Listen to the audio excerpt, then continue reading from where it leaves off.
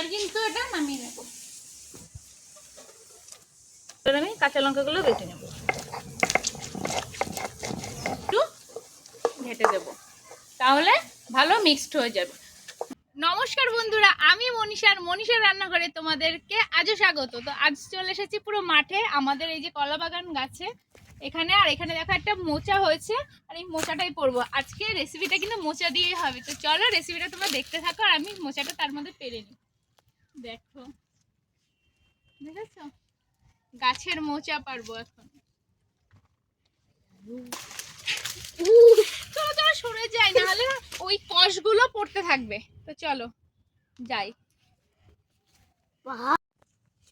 দেখো মোচাটা তো নিয়ে নিলাম, আর এদিকে দেখো কি সুন্দর ফুল গাছ লাগিয়েছে। আর মোচাটা এখন বাড়ি গিয়ে রান্না হবে। তো কি দিয়ে রান্না হবে অবশ্যই ভিডিওটা তোমরা দেখতে থাকো। দেখো এখানে যে গাছ থেকে মোচাটা পেরে এনেছি, এবার কিন্তু আমি মোচাটা ছাড়িয়ে নেবো। দেখো এই দেখো আস্তে আস্তে এইগুলো আগে বার করে নেবো, নাহলে এইগুলো কিন্তু খেলে পেট ব্যথা করবে। এইগুলো আস্তে আস্তে আগে ছাড়িয়ে নেবো। এই যে এটাও ফেলে দেবো, আর এই যে শক্ত যে ডান্টাটা এটাও ফেলে দেবো। এরকমভাবে সব ফুলগুলো আগে ছাড়িয়ে নেব। এই দেখো সব ফুলগুলো কিন্তু আগে ছাড়িয়ে নিচ্ছি ভালোভাবে। দেখো এখানে সব ছাড়িয়ে ফুলগুলো রেখে দিয়েছি। আর এবার কিন্তু এগুলো আমি কুচিয়ে নেব। এই জলের মধ্যে কিন্তু হলুদ দিয়ে দিয়েছি যাতে এটা কালো না হয়ে যায়। এরকমভাবে নেব, এরকমভাবে ছোট ছোট করে কেটে নেব।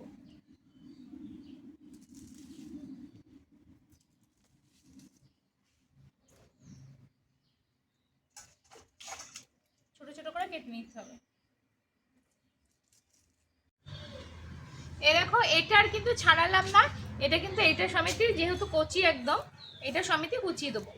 আর দেখো মোচাটা যে কেটে রেখেছি একটু কিন্তু হলুদ হয়নি, কেন বলো তো?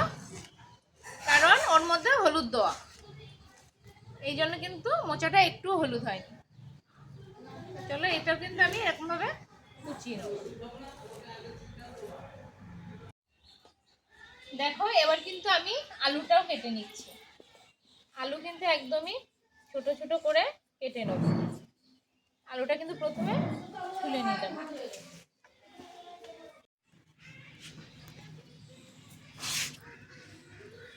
দেখো আলুটা কিন্তু একদম ছোট ছোট করে কেটে নেব। দেখো আলুটা কিন্তু এরকম ছোট ছোট করে কেটে নিলাম।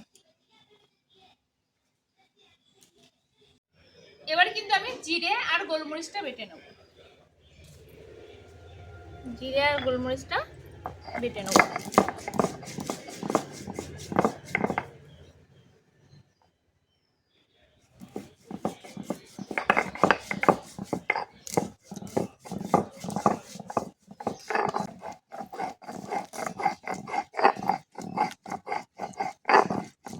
এবার কিন্তু আমি এর মধ্যেই দিয়ে দেবো আদা।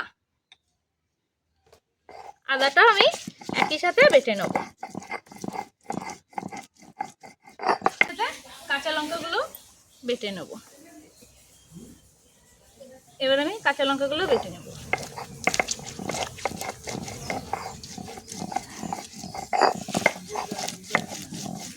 কাঁচা লঙ্কাগুলো বেটে নিচ্ছি। দিলাম, এবার কিন্তু জল দিয়ে দেবো। আর জলের মধ্যে এই যে মোচাটা দিয়ে দেবো। জলের মধ্যে মোচাটা দিয়ে ভালো করে ভাপিয়ে নেব, যাতে ভালোভাবে সেদ্ধ হয়।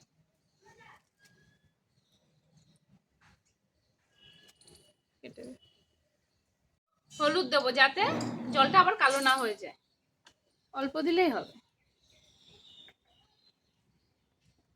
এবার কিন্তু ঢাকা দিয়ে দেবো।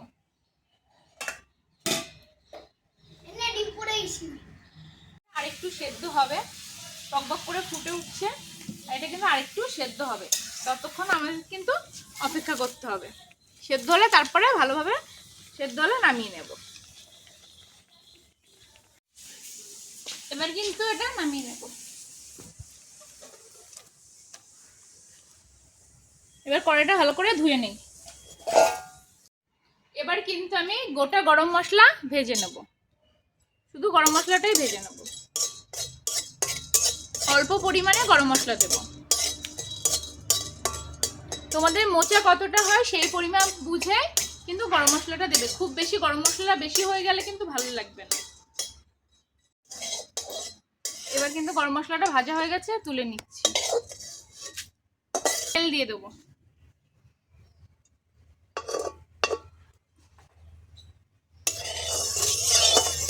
ফোড়নে দিয়ে দিলাম।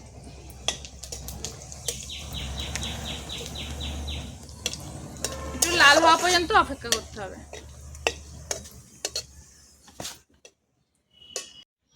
এবার কেটে রাখা আলুটা দিয়ে দেবো। আলুটা কিন্তু ভালো করে ভেজে নিতে হবে।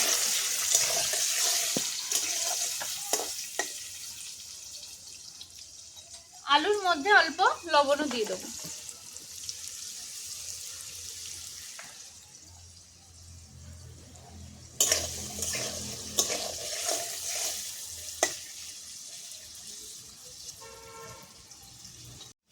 আলুটা কিন্তু অনেকটা লাল লাল হয়ে গেছে। এবার দিয়ে দেবো ছোলা, কাঁচা ছোলা দিয়ে দেবো।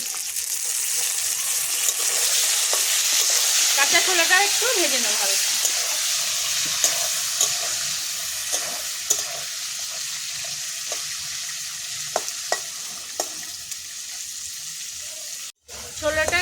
ছোলাটা কিন্তু ভাজা হয়ে গেছে। হালকা করেই ভাজবো, যেহেতু সেদ্ধ করলে হয়ে যাবে। এখানে কাঁচা লঙ্কা, জিরে, আদা আর গোলমরিচ দেওয়া আছে, সেই পেস্টটাই এবার আমি দিয়ে দিলাম।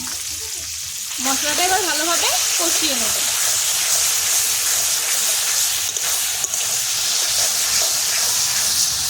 এটার মধ্যে আর একটু লবণ আর হলুদও দিয়ে দেবো। দিয়ে ভালো করে কষাতে হবে। যতক্ষণ না মশলা থেকে তেল ছাড়বে ততক্ষণ আস্তে করে কষাতে হবে। অল্প অল্প করে জল দিয়ে কষাবো। অল্প পরিমাণে জল দিয়ে দিলাম। জল দিয়ে কষালে আর মশলাটা লাগবে না।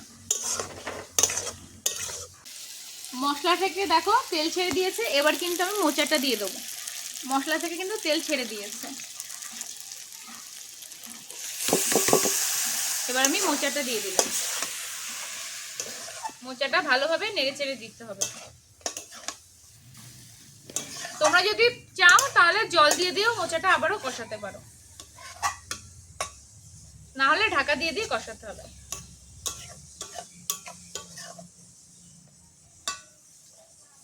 দেখো মোচাটা কিন্তু ভালোই সেদ্ধ হয়ে গেছে। এবার গ্লাসের পেছনটা দিয়ে আমি একটু ঘেটে দেব, তাহলে ভালো মিক্সড হয়ে যাবে।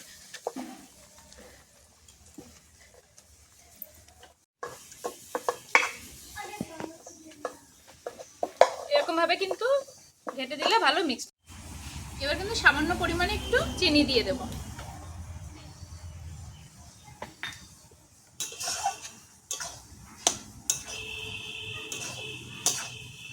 ভালোভাবে নেড়ে নিতে হবে। এবার আমি গরম মশলাটা গুঁড়ো করে নেব। ভেজে রেখে দিয়েছিলাম, সেই গরম মশলাটাই আমি গুঁড়ো করে নেব।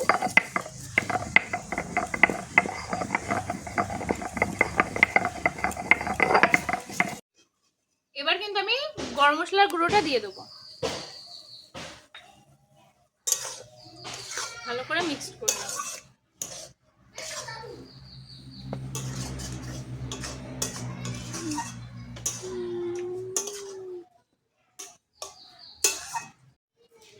মোচা কিন্তু হয়ে গেছে। এবার কিন্তু নামিয়ে নেব।